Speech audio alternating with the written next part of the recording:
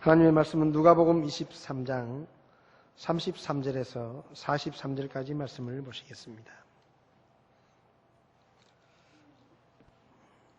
제가 한 절 읽고 여러분이 한 절 읽고 교독하시겠습니다. 그들이 갈보리라 하는 곳에 이르러 거기서 그분을 십자가에 못 박고 그 범죄자들도 그렇게 하니 하나는 오른편에 다른 하나는 왼편에 있더라.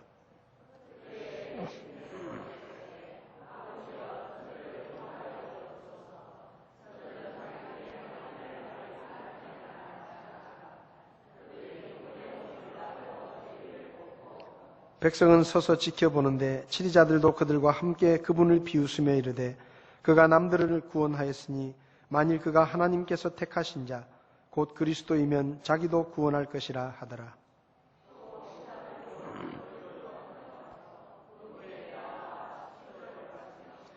이르되 내가 만일 유대인들의 왕이거든 내 자신을 구원하라 하더라.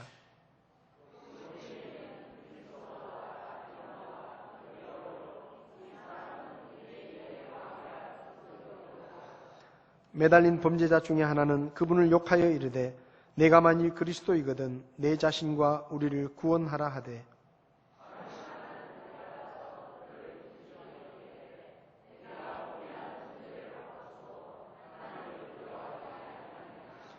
우리는 우리가 행한 일에 합당한 보응을 받으니 참으로 공정하게 정죄를 받거니와 이 사람은 아무 잘못도 행하지 아니하였느니라 하고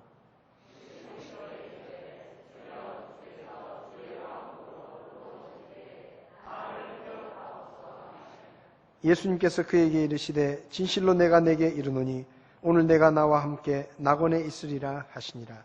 아멘. 서신 채로 잠깐 기도하겠습니다. 은혜로우신 주님, 늘 살아계셔서 우리에게 말씀하시는 하나님을 감사합니다. 오늘 우리가 기록된 하나님의 말씀을 읽고 주의 말씀을 함께 나눌 때 성령님께서 우리로 하여금 말씀을 깨닫게 하시고 믿게 하시고 주의 말씀대로 순종할 수 있는 믿음도 우리에게 허락해 주시기를 바랍니다. 부족한 종을 주님 붙드시고 하나님의 뜻대로 쓰셔서 오직 하나님의 말씀만 선포되게 종을 도와주시옵소서. 예수님의 이름으로 기도했습니다. 아멘. 자리에 앉으시기 바랍니다. 우리가 살아가다 보면 애매한 일이 참 많습니다. 그래서 이렇게 해야 되나 저렇게 해야 되나 이 사람한테 물어보면 이렇게 하라 그러고 저 사람한테 물어보면 또 저렇게 하라 그러고 그래서 살다 보면 참 이런 경우에 내가 어떻게 하는 게 맞나 하는 것을 고민할 때가 참 많습니다. 몇 해 전에 한 TV 프로그램에서 애정남이라는 코미디 프로가 있었는데 그 애정남이 뭔가 하면 애매한 것을 정해주는 남자예요. 그 애매한 것을 정해주는 겁니다. 예를 들면 축의금은 얼마나 해야 되느냐 이런 거 있잖아요. 애매한 거. 그분 얘기로는 결혼 시즌일 때는 작게 하고 시즌이 아닐 때는 좀 많이 하고 뭐 이렇게 얘기하더라고요. 또 사실 애매한 게 많습니다. 살다 보면. 예를 들면 오늘 여기 본문에 용서라는 말이 나오는데 용서라는 것도 사실 애매합니다. 어디까지 용서를 해야 되는 건지, 몇 번이나 용서를 해야 되는 건지. 이게 참 또 누가 먼저 용서를 빌어야 되는지 이 사실은 애매하거든요. 예를 들면 둘이 다투었는데 나는 2대를 맞고 상대방은 5대를 맞았다. 그러면 누가 먼저 사과를 해야 됩니까? 둘 중에 하나 누가 먼저 사과를 해야 뭐 이게 풀릴 텐데 2대 맞은 사람이 나는 2대 맞았지만 세게 맞았다. 뭐 이렇게 생각하면은 먼저 사과를 안 하는 거죠. 또 5대 맞은 사람이 내가 많이 맞았지만은 예를 들어서 나는 2대 때렸는데 아주 나는 살살 때렸다. 뭐 그러면 이것도 답이 없는 거죠. 그래서 우리의 삶에도 애매한 것들이 많은데 사실은 하나님께서 이 성경을 주시면서 우리에게 애매한 것들에 대해서 답을 주셨다고 저는 그렇게 믿습니다. 그래서 우리에게 특별히 그리스도인들에게 애매한 것을 정해주는 남자는 누구냐? 저는 예수님이라고 믿습니다. 애매한 것을 정해주는 남자, 그분은 예수님이십니다. 그래서 여러분들이 살다가 좀 애매한 일을 당하면 뭐 다른 데 물어볼 필요 없고 성경을 열고 하나님의 말씀에 비춰보면 아주 선택이 쉽고 간단할 수 있습니다. 근데 괜히 이 사람한테 물어보고 저 사람한테 물어보면요, 나중에 정말 어떻게 될지 모릅니다. 왜냐하면 이 사람은 이렇게 하라 그러고 저 사람은 그렇게 하면 안 된다 그러고, 뭐 이 사람은 예를 들면 이런 거죠. 야, 그까짓 것 가지고 뭐 고민하냐, 용서해라 이렇게 말하는데, 또 어떤 사람은 그 절대 용서하면 안 된다, 괜히 쉽게 용서했다가 버릇된다, 뭐 이렇게 이야기할 수도 있어요. 똑같은 일인데 그러면 진짜 어떻게 하는 게 맞는지 고민이 됩니다. 오늘 저는 예수님처럼 용서하자라는 제목으로 말씀을 전하는데, 참 이것도 사실은 설교자가 괴로울 때가 언젠가 하면 이런 설교를 할 때 괴롭습니다. 왜냐하면 제목 자체가 저에게도 부담이 되거든요. 용서라는 게 참 쉽지 않아요. 여러분, 누군가를 용서한다는 게 절대 쉬운 게 아닙니다. 저도 성질이 못 돼가지고 다른 사람 용서하는 거 잘 안 되더라고요. 근데 어쨌든 여기 예수님께서 성경을 통해서 우리에게 용서하라고 말씀하셨는데, 예수님처럼 용서하라 그러셨어요. 예수님처럼 용서해라. 그럼 예수님이 어떻게 용서를 하셨느냐? 제가 세 가지 이야기를 좀 해보겠습니다. 만약에 여러분이 어떤 사람을 여러분의 제자로 삼고 수년 동안 먹이고 입히고 재워주고 귀한 진리들을 가르쳐주고 그리고 사랑을 베풀고 은혜를 베풀었는데, 그래가지고 그 제자가 날 보면 늘 말하기를, 선생님, 다른 제자들이 선생님을 다 버려도요, 저는 절대로 선생님을 배신하지 않겠습니다. 선생님은 저의 영원한 스승이십니다. 뭐 이렇게 말을 해요, 볼 때마다. 근데 어느 날 내가 어려움에 처하니까 그 제자가 안면 몰수를 하고, 난 저 사람 모릅니다. 난 저 사람 알지도 못합니다. 내가 저 사람을 알면 손가락에 장을 지지겠다. 그러면서 막 완전히 안면 몰수를 하고 나를 모른다고 말하면 여러분들은 어떻게 하시겠어요? 또 누군가 어려움에 빠져가지고 내가 도와주러 갔는데 그 사람이 다짜고짜 자기가 지은 죄를 나한테 뒤집어 씌우고는 경찰에 고발을 해가지고 내가 경찰에 끌려가고 또 경찰에 가가지고 그 내가 한 일이 아니라고 그렇게 내가 수없이 나를 이야기했는데 믿어주지도 않고 주먹으로 때리고 고문을 하고 발길질을 하고 욕을 하고 침을 뱉고 그리고는 때려 죽이려고 하면 여러분들은 어떻게 하시겠어요? 또 여러분이 어떤 사람에게 좀 열심히 잘 살아보라고 예를 들면 한 5천만 원 정도 도와줬는데 그 사람이 그걸 가지고 잘 살기는커녕 맨날 술이나 먹으러 다니고 노름이나 하러 돌아다니고 그렇게 해가지고 말 그대로 인생 폐인이 돼가지고 인생을 그냥 다 허비하고 못된 짓만 하고 그렇게 다니다가 돌아와가지고는 죽을 때 다 돼가지고 날 좀 용서해 줄 수 없겠냐, 그렇게 말하면 여러분은 어떻게 할 것 같습니까? 성경을 보면 예수님은 이런 종류의 사람들을 다 용서하셨습니다. 다 용서하셨어요.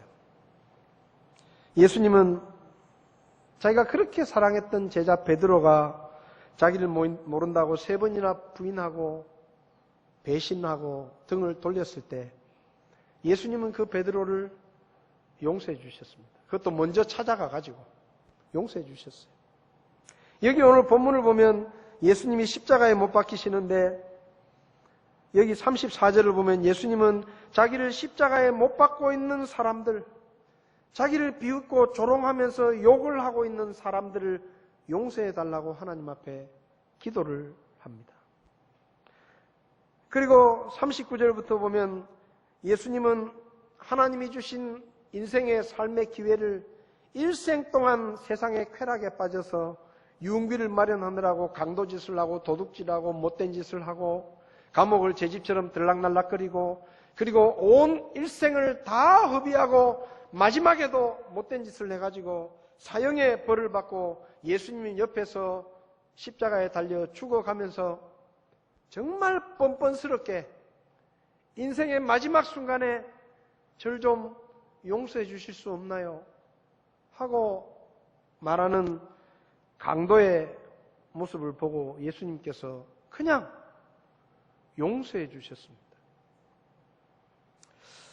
여러분, 여기까지는 예수님이니까 괜찮아요. 예수님은 그러셔야 되고 예수님은 그러실 수 있는 분이어야 됩니다. 근데 에베소서 4장 31절, 32절을 보면 이렇게 적혀 있어요. 너희는 모든 쓴 것과 진노와 분노와 소리 지르는 것과 비방하는 것을 모든 악의와 함께 버리고 서로 친절히 대하며 상냥한 마음을 품고 서로 용서하기를 하나님께서 그리스도로 인하여 너희를 용서하신 것 같이 하라. 이게 문제입니다. 예수님이 그렇게 용서하신 거 참 잘했어요. 그렇게 하셔야 돼요. 그런데 성경이 우리에게 뭐라고 말하는가 하면 예수님이 그렇게 한 것처럼 하나님이 그렇게 한 것처럼 너희도 그렇게 서로 용서해라. 이렇게 말하는 겁니다. 골로새서 3장 12절 13절은 더 치명타입니다. 골로새서 3장 12절 13절 같이 한번 읽어보겠습니다. 그러므로 너희는 하나님께서 선택하신 자요 거룩하고 사랑받는 자로서 긍휼히 여기는 심정과 친절과 겸손한 생각과 온유함과 오래 참음을 입고 누가 누구와 다툴 일이 있거든 서로 참고 서로 용서하되 그리스도께서 너희를 용서하신 것 같이 너희도 그리하며. 그냥 좋은 말로 할 때 그냥 서로 용서해라. 뭐 그 정도로 말씀하셨으면 뭔가 할 말이 있어요. 하나님, 제가 평소에 용서 잘하지 않습니까? 근데 이번에는 제가 용서하기가 너무 힘들거든요. 그러니까 하나님, 이번에는 저도 용서 못합니다. 뭐 이런 말을 해볼 수도 있어요.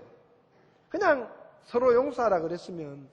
근데 성경에 용서하라는 말을 하시면서 그리스도께서 너희를 용서하신 것 같이 너희도 서로 용서하라 그렇게 말하면요, 그 말을 못합니다.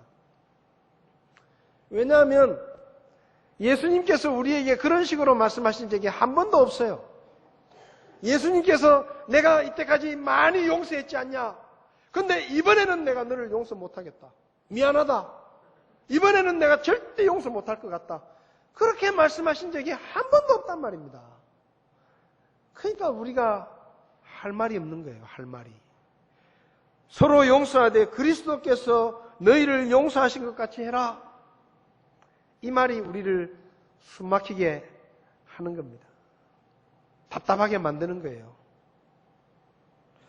마태복음 18장을 보면 예수님과 베드로의 대화가 나오는데 그 대화의 주제가 용서입니다. 베드로가 예수님에게 어느 날 묻습니다. 주님, 내 형제가 나한테 잘못하면, 죄를 지으면 내가 몇 번이나 용서하면 됩니까?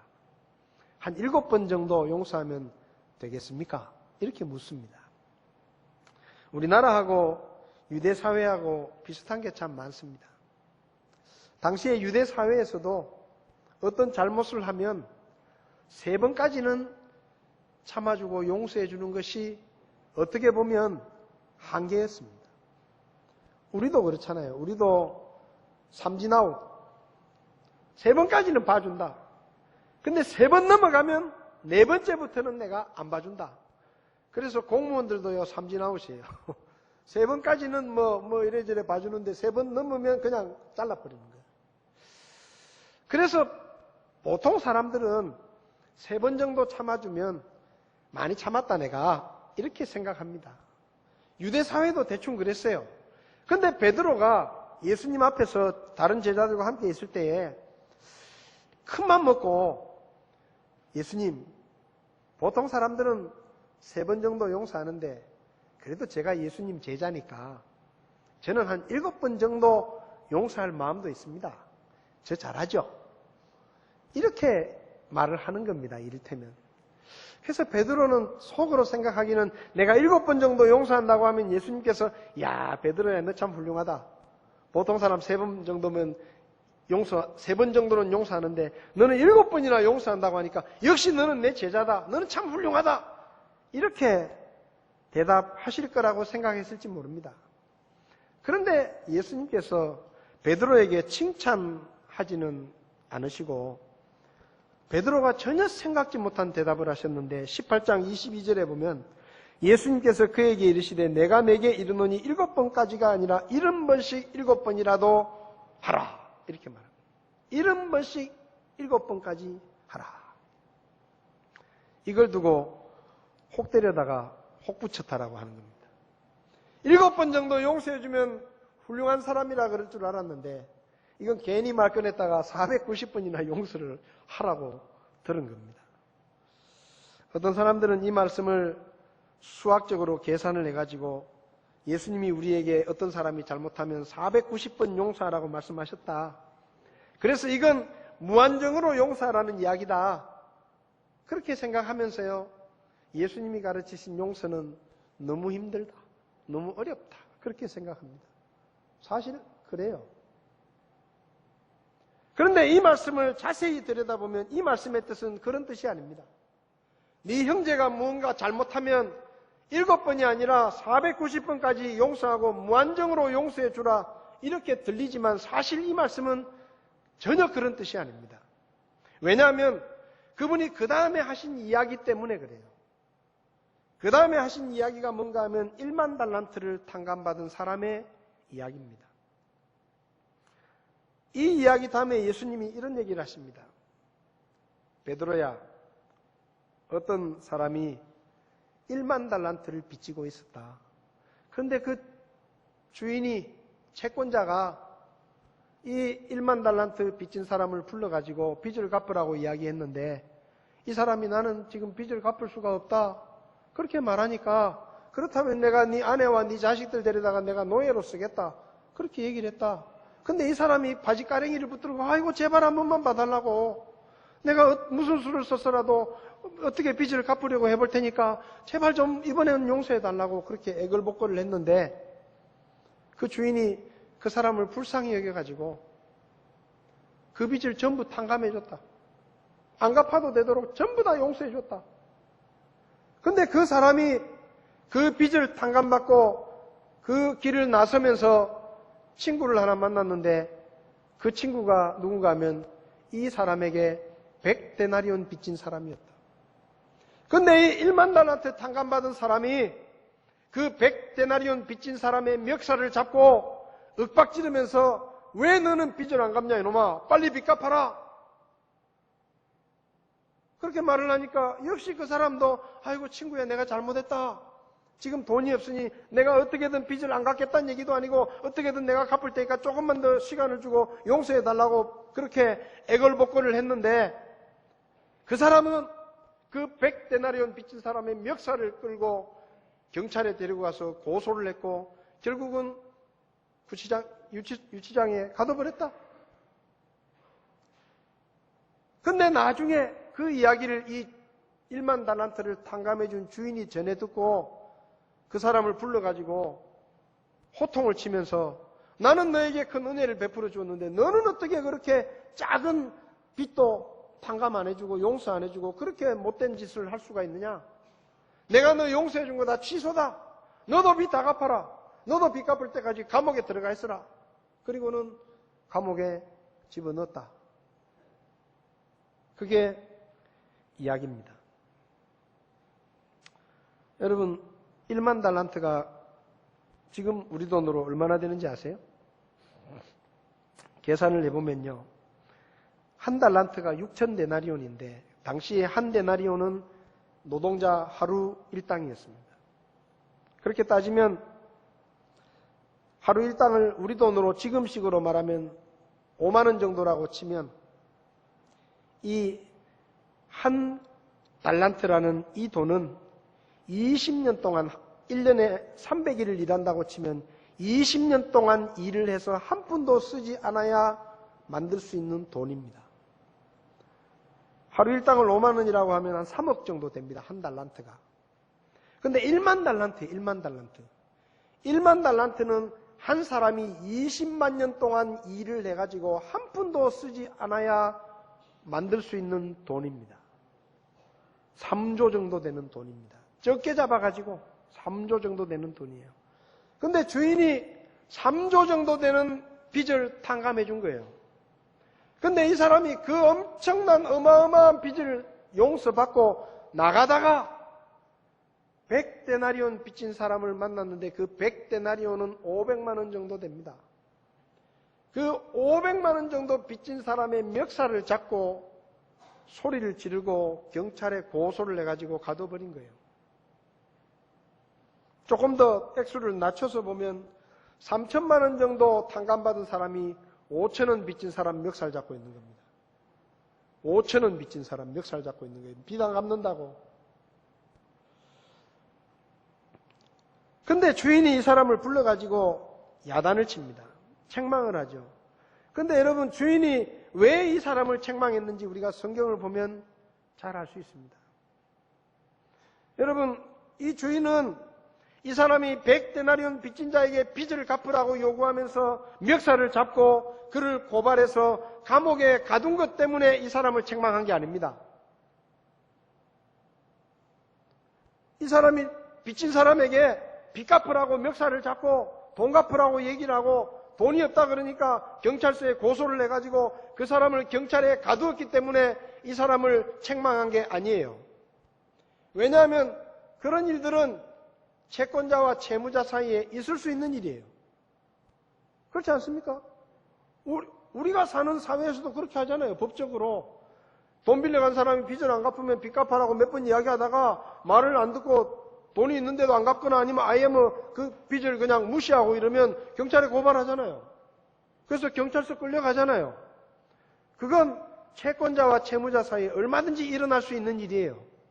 그래서 지금 주인이 이 사람을 책망하는 것은 네가 200데나리온, 100데나리온 빚진 사람 멱살 잡고 끌고 가고 경찰에 고소했다. 이것 때문에 책망하는 게 아닙니다. 주인이 이 사람을 불러서 책망하는 이유가 뭡니까? 18장 32절부터 33절을 보면 그때 그의 주인이 그를 불러 그에게 이르되 오 악한 종아 네가 내게 액을 하기에 내가 내게 그 모든 빚을 용서해 주었은즉 내가 너를 가엾게 여긴 것 같이 너도 내 동료 종을 불쌍히 여겼어야 하지 않느냐. 무슨 말입니까? 내가 너를 용서해 주지 않았다고 하면 네가 그 사람의 멱살을 잡고 경찰서에 고소한 거 아무 일도 아니다. 그럴 수도 있는 일이다. 그런데 내가 조금 전에 너에게 3조나 되는 엄청난 빚을 탕감해 주었는데 그 탕감을 받고 나가서 네가 어떻게 100데나리온 빚진 사람에게 그럴 수가 있느냐 이거예요.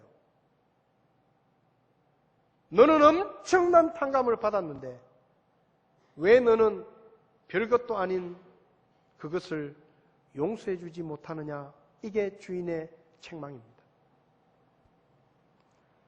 주인이 생각할 때는 1만 달란트나 되는 어마어마한 빚을 탕감받은 사람이라고 하면 100데나리온 빚진 사람 정도는 가볍게 용서하고 탕감해 줄 수 있어야 한다고 생각했기 때문에 주인은 그렇게 하지 않은 그 사람을 책망한 것입니다.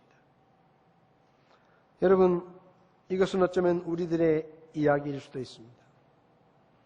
우리는 모두 하나님 앞에서 어떤 노력이나 수고로도 절대로 용서받을 수 없는 죄를 가졌던 죄인이었습니다. 우리의 죄는 우리가 일평생 아무리 수고하고 아무리 노력하고 내가 노력할 뿐만 아니라 내 아내와 내 자식들을 다 팔아서 내 모든 소유를 전부 팔아서 바치더라도 절대로 용서받을 수 없는 죄였습니다. 용서의 가능성은 전혀 없는, 당연히 지옥에 가서 영원히 형벌을 받아야 되는 그런 죄인이었습니다. 그런데 하나님께서 우리를 사랑하시고 불쌍히 여겨주셔서 우리 대신에 희생제물로 예수 그리스도를 보내주시고 그분이 우리 죄를 대신 지고 우리가 맞아야 할 매를 맞으시고 우리가 못 박혀야 될 십자가에 대신 못 박히셔서 죽으시고 부활하셨습니다. 그리고 그분 때문에 그분을 구원자로 믿는 모든 사람들은 모든 죄를 용서받고 지옥이 아니라 천국에 갈 수 있는 구원을 얻게 된 것입니다. 우리가 그렇게 구원을 받은 거예요. 하나님의 용서 때문에, 하나님의 불쌍히 여기심 때문에. 여러분, 그분은 우리를 불쌍히 여길 이유도 없고 용서해 줄 이유가 없습니다. 왜요? 우리가 잘못했잖아요. 우리가 죄를 지었잖아요. 그분이 우리를 지옥에 보낸다 한들 아무도 그분을 탓할 수 없습니다. 왜요? 죄는 우리가 지었잖아요. 근데 하나님이 우리를 불쌍히 여기셨어요. 베드로전서 2장 24절은 분명하게 말합니다. 친히 나무에 달려 자신의 몸으로 우리의 죄들을 지셨다. 예수님이 십자가에 달려 죽으신 이유는 단 한 가지, 자기 자신의 잘못 때문이 아니라 우리의 죄 때문에. 그분이 우리 대신 십자가에서 죽으신 겁니다. 그리고 누구든지 그분을 구원자로 믿으면 모든 죄를 용서받고 지옥의 형벌에서 구원해 주신다고 말씀하십니다. 내가 어떻게 해야 구원을 얻으리까? 주 예수를 믿으라. 주 예수를 믿으라. 그리하면 네가 구원을 받는다. 저와 여러분이 한 일은 단지 예수님을 구원자로 믿고 받아들인 것뿐입니다. 그런데 그 믿음 때문에 우리가 죄 사함을 얻고 하나님의 자녀가 된 거예요. 그런데 여러분 잊지 마십시오. 그 믿음이 있기 전에, 우리가 예수님을 믿은 그 믿음이 있기 전에 먼저 우리를 불쌍히 여기시고 우리의 모든 죄를 탕감해 주시기 위해서 예수 그리스도를 십자가에 못 박게 하신 하나님의 불쌍히 여김과 용서가 있었다는 것을 우리는 잊지 말아야 합니다. 그게 문제예요. 은혜가 문제예요. 용서가 문제예요. 그 다음에 우리의 믿음이에요. 그래서 성경은 구원을 하나님의 선물이라고 말합니다. 우리는 선물을 받았습니다. 값 없이, 수고 없이. 우리가 하나님 앞에 먼저 나가서 용서해달라고 빈 것도 아니에요. 우리가 하나님 앞에 먼저 나가서 내가 죄인이라고 애통한 것도 아닙니다. 우리는 죄인인 것도 모르고 있었고 우리가 용서받아야 된다는 사실도 모르고 있었고 그저 그렇게 열심히 살면 된다고 생각했어요. 그렇게 가면 지옥에 가는 거예요. 그렇게 따지고 보면 우리도 1만 달란트 탕감받은 사람과 별반 다르지 않습니다. 그런데 성경에 나오는 이 1만 달란트를 탕감받은 사람은 100데나리온 빚진 사람을 멱살을 잡고 고함을 지르고 사람들 앞에서 면박을 주고 경찰에 고소를 해서 결국은 갇히도록 만들었습니다. 왜 그랬을까요? 자기가 방금 얼마나 어마어마한 빚을 탕감받았는지 잊어버린 겁니다. 자기에게 베풀어진 용서가 얼마나 크고 놀라운 것인지를 잊어버린 거예요. 용서가 없었다면 자기가 얼마나 비참한 운명에 처해졌을지 그것을 잊어버린 겁니다. 그러니까 그런 짓을 하는 거예요. 여러분, 형제가 죄를 지으면 7번 용서하면 되겠습니까? 라고 말한 베드로의 질문에 왜 예수님께서 70번씩 7번이라고 대답하셨는지 아세요? 무한정 용서하라고 말씀하신 게 아닙니다. 예수님은 베드로에게 이렇게 말씀하신 겁니다. 베드로야, 너는 하나님께 1만 달란트나 탕감을 받았으면서 100데나리온 빚진 형제를 7번 용서해 준다고 그게 잘한다고 생각하느냐? 하나님이 내게 베푸신 은혜를 생각한다고 하면 겨우 100데나리온 빚진 사람 7번 아니라 490번 용서하더라도 그건 당연한 것이지 잘하는 게 아니다. 네가 뭘 용서한다고 잘한다고 생각하지 마라.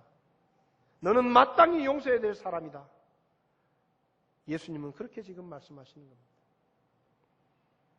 베드로야, 누구를 용서할지 말아야 될지 그거 네가 결정하는 거 아니다. 몇 번이나 용서해야 될지 그것도 네가 결정하는 거 아니다. 언제까지 용서해야 될지 그것도 네가 결정하는 거 아니다. 너는 단지 나에게 받은 용서를 실천하면 되는 것뿐이다. 그게 주님의 가르침입니다. 여러분, 저와 여러분들은 1만 달란트나 되는 엄청난 빚을 탕감받은 사람들입니다. 맞습니까? 그렇게 생각되면 아멘 해보십시오. 우리는 1만 달란트보다 더 많은 엄청난 죄의 빚을 값없이 하나님의 불쌍히 여김과 은혜 때문에 용서받은 사람들이에요. 그런데 우리는 우리가 용서받은 것이 하나님의 은혜 때문이라고 말하면서 어떻게 합니까? 누가 말 한마디 실수해서 내 기분을 건드리면 화를 냅니다. 누가 인사 한번 안 하고 지나가면 내가 누군데 지가 나를 무시하느냐라고 생각합니다. 사소한 일로 한번 다투기라도 하면 마음이 꽁해서 오랫동안 쓴뿌리를 품고 그 사람을 상대하려고 하지도 않습니다. 용서해놓고도 다시 잘못하면 내가 언제까지 참아줘야 되느냐라면서 화를 냅니다. 여러분, 사실 우리가 용서하니 많이 하는 것들은요, 대부분 사소한 것들입니다. 여러분, 우리가 화를 내고요, 내가 용서해 줄까 말까 고민하는 것들 생각해보면요, 100데나리온 빚진 것보다 더 작은 거예요. 여러분이 용서해야 될 사람이 여러분의 집에 불을 내가지고 홀랑다타게 만든 사람 아니잖아요. 여러분에게 무슨 수천만 원의 경제적인 피해를 입힌 사람 아니잖아요. 여러분이 병원에 입원할 만큼 때린 사람도 아니잖아요. 근데 우리는 정말 너무 못났어요. 말 한마디 잘못했다고 속상해합니다. 미워해요. 용서하지 않아요. 행동 조금 실수했다고 그 사람에게 화를 내고 용서를 운운합니다. 여러분, 주인의 입장에서 1만 달란트 3조나 되는 빚을 탕감해 줬는데 그 사람이 500만 원 빚진 사람 멱살 잡고 윽박 지르고 경찰에 고발했다는 얘기를 들었을 때 얼마나 기가 막혔겠습니까? 나는 지를 그렇게 용서해 줬는데 그것 가지고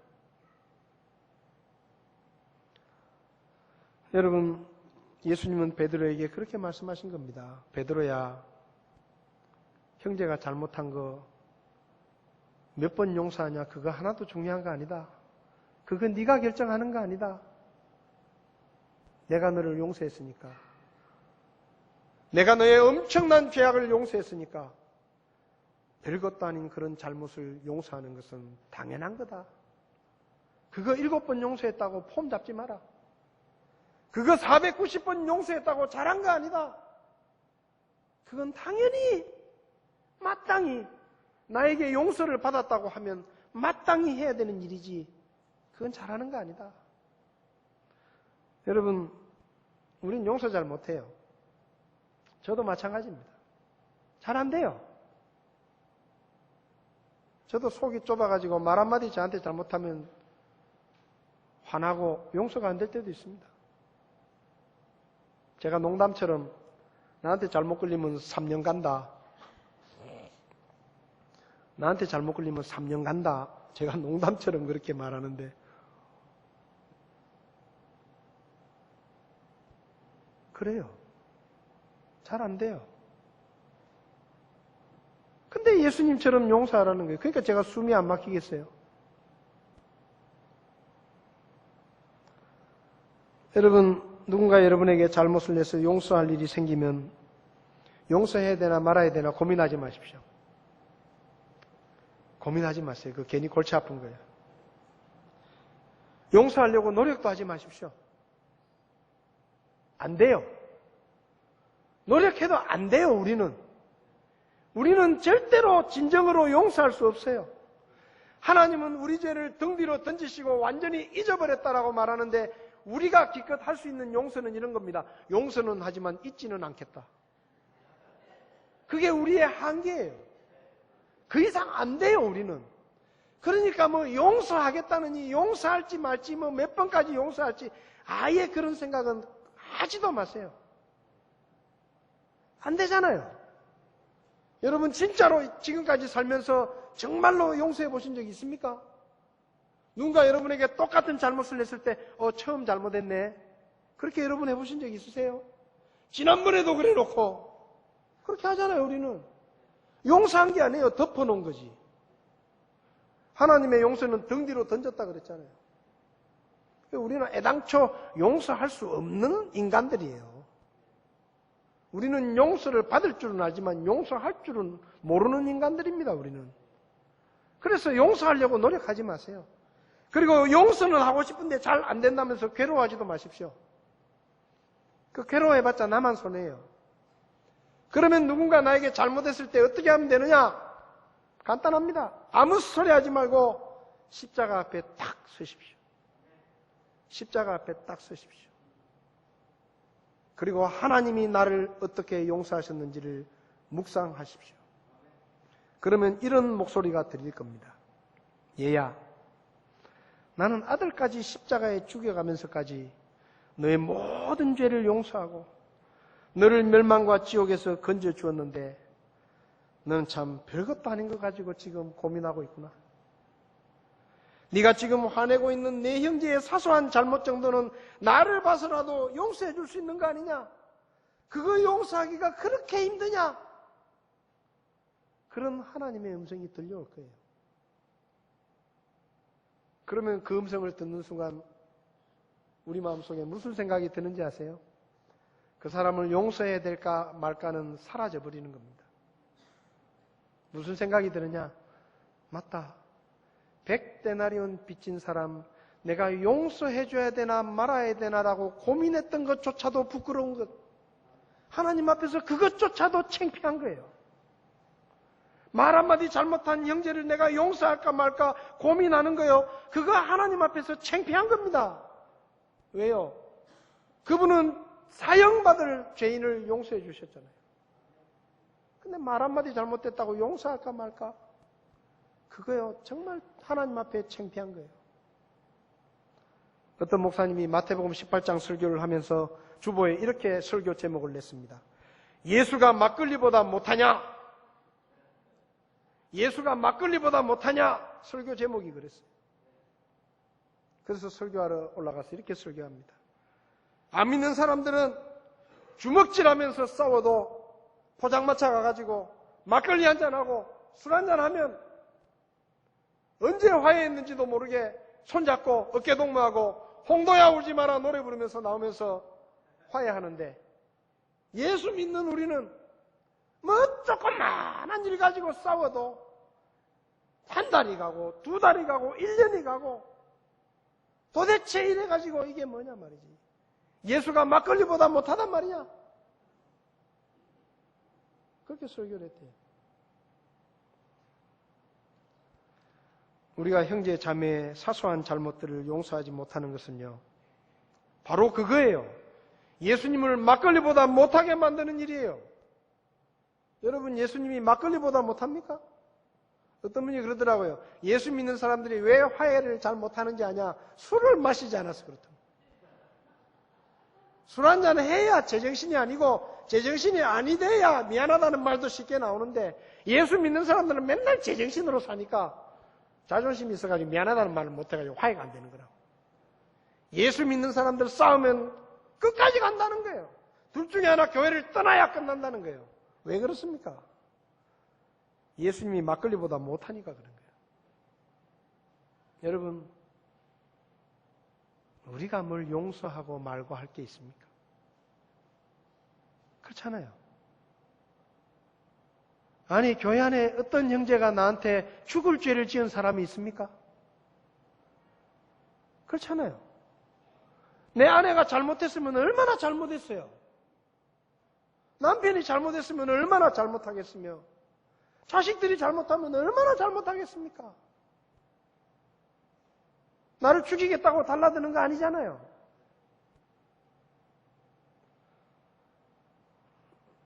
우리가 하나님, 다른 사람은 몰라도요, 저 사람은 절대로 내가 용서할 수 없습니다.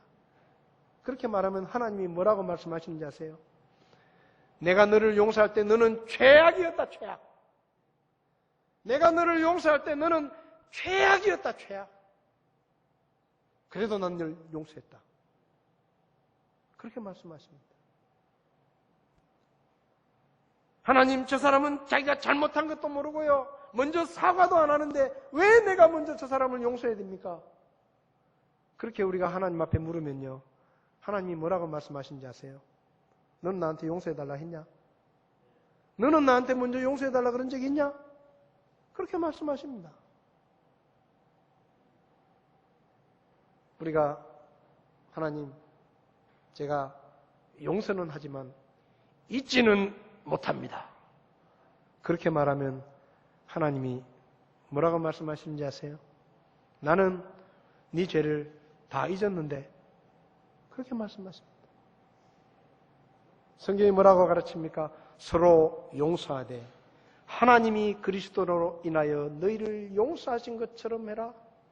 그리스도가 너희를 용서하신 것처럼 해라. 그게 뭡니까? 저 사람은 절대 용서할 수 없습니다라고 말하지 않는 것입니다. 먼저 사과하기 전에는 내가 용서하지 않겠다라고 말하지 않는 것입니다. 용서는 하지만 잊지는 않겠다라고 말하지 않는 거예요. 여러분이 십자가 앞에 나가서 여러분에게 베푸신 하나님의 용서와 하나님의 은혜를 1분만 묵상하더라도 방금 여러분이 용서해야 될지 말아야 될지를 고민했던 일들은 기억도 나지 않고, 여러분, 용서는 하는 게 아니라 되는 겁니다. 용서는 하는 게 아니라 되는 거예요. 언제 용서가 됩니까? 나를 향한 하나님의 용서를 기억할 때, 용서를 할 수 있는 게 아니라 용서가 되는 것입니다. 용서하려고 용서지 마십시오. 해봤자 안 돼요. 누군가 용서하지 못할 일이 생기거든 십자가 앞에 가십시오. 그리고 나를 향한 주님의 용서와 주님의 은혜를 잠깐이라도 생각해 보십시오. 내가 어떤 용서를 받았는지, 내가 어떠한 사랑을 받았는지. 1만 달란트 탕감받고도 형제의 사소한 잘못을 가지고 멱살을 잡고 있는 내 모습이 얼마나 부끄럽고 창피한 모습인지 십자가 앞에 서보면 우리가 그것을 알게 되고, 그것을 알게 되면 용서는 하는 것이 아니라 되는 것이라는 것을 우리가 깨닫게 될 것입니다. 기도하겠습니다. 다 눈을 감으십시오.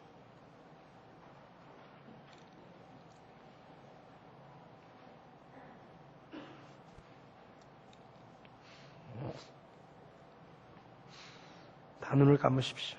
어떻습니까, 여러분? 혹시 여러분 가운데, 목사님, 저는 설교를 들으면서 저도 하나님 앞에 용서받아야 되는 죄인이라는 것을 알았습니다. 저는 죄를 용서받은 적이 없습니다. 교회는 나왔지만 예수님을 제 개인의 구원자로 믿고 영접해서 죄사함을 얻고 구원받은 적이 없습니다. 저도 오늘 하나님의 용서를 받고 싶습니다. 저도 구원받기 원합니다. 저도 제 죄의 이 모든 것들을 하나님의 용서를 받고 싶습니다. 저도 오늘 예수님을 믿고 죄 용서함을 받기 원합니다. 혹시 그런 분이 계시면 오른손을 잠깐 들어주시면 제가 기도해 드리겠습니다. 그런 분 계시지 않습니까? 사랑하는 성도 여러분, 여러분은 얼마나 하나님의 용서를 기억하며 살고 계십니까? 우리가 용서하지 못하겠다고 생각했던 형제의 잘못이 뭘 그리 대단한 잘못이었습니까? 우리는 1만 달란트 탕감을 받았는데, 우리는 영원히 멸망받을 지옥에서 구원을 받았는데, 형제 자매들의 사소한 말실수, 사소한 오해, 잘못, 실수들, 우리는 혹시 그것을 용서하지 못하고 비판하고 정죄하고 다른 사람 앞에서 허물을 들춰내고 그 사람이 없는 데서 그 사람을 욕하고 용서를 구하기 전에는 절대 용서할 수 없다고 자존심을 내세우고, 혹시 그런 모습이 우리의 모습은 아닙니까? 여러분 잊지 마십시오. 우리는 1만 달란트를 탕감받은 사람들입니다. 우리는 용서해야 될지 말지를 결정할 수 있는 사람이 아닙니다. 하나님이 우리를 용서해 주셨기 때문에 우리는 마땅히 하나님처럼, 예수님처럼 용서해야 하는 사람들입니다. 여러분 서로 용서하십시오. 혹시 여러분 마음속에 누군가 마음에 있어서 여러분이 용서하지 못하는 누군가가 있다고 하면, 지난 일주일 동안 혹은 한 달 동안, 1년 동안, 수년 동안 내 마음속에서 그 사람은 용서할 수 없다라고 생각했던 누군가가 있었다고 하면, 여러분은 1만 달란트 탕감받은 것을 잊어버리고 있는 것입니다. 오늘 그 사람을 용서하십시오. 그 사람을 여러분의 쓴뿌리에서 빼내십시오. 누군가를 미워했던 마음을 벗으십시오. 십자가 앞에 나와서 그걸 다 내려놓으십시오. 왜냐하면 우리는 누군가를 용서할 자격이 없는 사람들입니다. 우리는 누군가를 용서할지 말아야 될지 결정할 권한이 없는 사람들입니다. 우리가 받은 용서가 너무나 크기에 우리는 그저 용서해야 하는 사람들입니다. 먼저 용서하고, 먼저 용서를 빌고, 먼저 섬겨주고, 먼저 사랑해 주어야 되는 것이 1만 달란트 탕감받은 사람의 몫입니다. 주님은 우리에게 책망하십니다. 나는 너에게 은혜를 베풀었는데 왜 너는 은혜를 베풀지 못하느냐? 나는 너에게 엄청난 용서를 주었는데 너는 왜 용서하지 못하느냐? 오늘 우리에게 이렇게 말씀하시는 주님 앞에서 다시 한번 우리가 하나님의 도우심을 구하며, 주님, 저도 주님처럼 용서하는 사람이 되게 해주십시오. 아니, 주님의 용서를 잊어버리지 않도록 도와주십시오. 그렇게 주님 앞에 기도하며 주님 앞에 도움을 청하는 그런 시간이 되시기를 바랍니다. 이 시간 우리 찬송을 하나 부르실 때, 내가 먼저 손 내밀지 못하고 내가 먼저 용서하지 못하고, 이 찬송 부르실 때 주님, 저에게 주님의 은혜를 잊어버리지 않는 구원의 감격이 회복되어야 되겠습니다. 제가 용서받은 1만 달란트 탕감받은 사람이라는 것을 잊어버리지 않도록 저를 도와주십시오. 제가 지금까지 누군가를 미워하고 누군가를 싫어했다고 하면 이 시간 내려놓게 해주십시오. 먼저 용서를 선포할 수 있게 도와주십시오.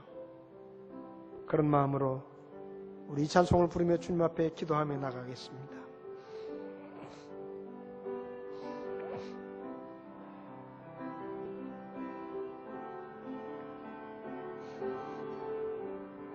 내가 먼저 손 내밀지 못하고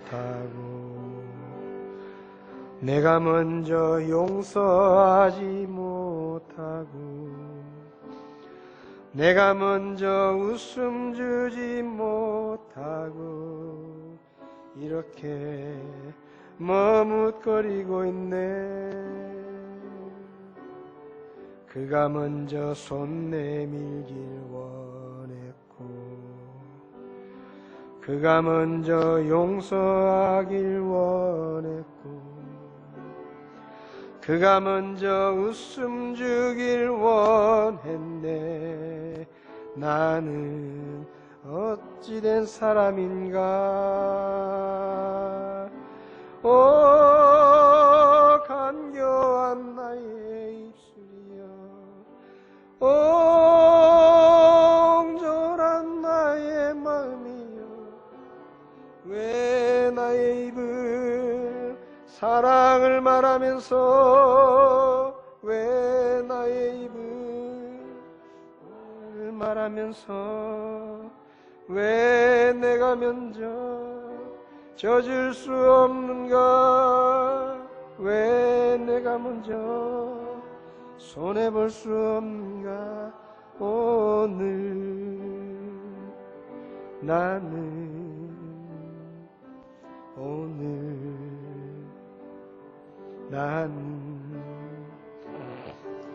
주님 앞에서 몸둘 바 모르고 이렇게 흐느끼고 서 있네. 어찌할 수 없는 이 맘을 주님께 맡긴 채로 다 찬송을 멈추시고 고개를 숙이시겠습니다. 여러분, 다른 사람의 사소한 잘못을 용서하지 못하고 미워하지 마십시오. 누군가의 사소한 잘못을 그 사람이 없을 때 다른 사람들 앞에서 들춰내고 흉보지 마십시오. 그것은 1만 달란트 탕감받은 사람들이 할 일이 아닙니다. 형제가 나에게 잘못했을 때 용서해줘야 될지 말아야 될지 고민이 될 때, 얼마나 참아줘야 될지 화가 날 때, 용서하고 싶은데 잘 안 될 때 십자가 앞으로 가십시오. 그리고 주님의 사랑을 생각하십시오. 주님의 용서를 생각하십시오. 주님이 어떠한 용서로 우리를 용서하셨고 어떠한 사랑으로 우리를 불쌍히 여기셨는지 십자가 앞에 가서 조용히 주님의 용서를 묵상하고, 그리고 우리는 더 이상 용서를 운운할 수 있는 자격이 없는 사람이라는 것을 깨달으십시오. 그리고 그냥 용서하십시오. 먼저 사과하라고 요구하지도 말고, 내가 몇 번이나 참았느냐고 말하지도 말고, 그냥 주님이 나를 용서하신 것처럼 용서하십시오. 그것이 예수님처럼 사는 것입니다.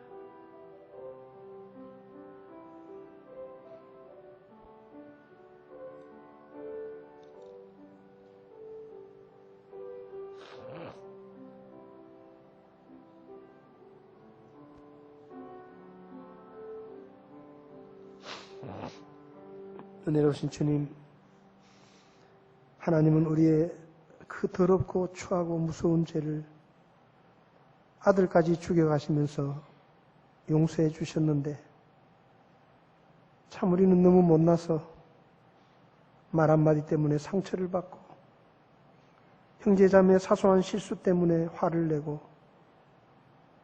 때로는 윽박지르고 비판하고 정죄할 때가 참 많았습니다. 하나님, 주님의 용서를 잊어버리지 않게 해주십시오. 우리가 어떤 용서를 받았는지 십자가 앞에 날마다 서서 하나님의 용서를 기억하며 형제 자매를 용서하지 말지를 결정하려고 했던 내 자신이 얼마나 교만하고 내 자신이 얼마나 부끄러운 모습인지 깨닫게 해주십시오. 그리고 주님처럼 조용히 서로를 불쌍히 여기며 용서할 수 있도록 우리를 도와주십시오.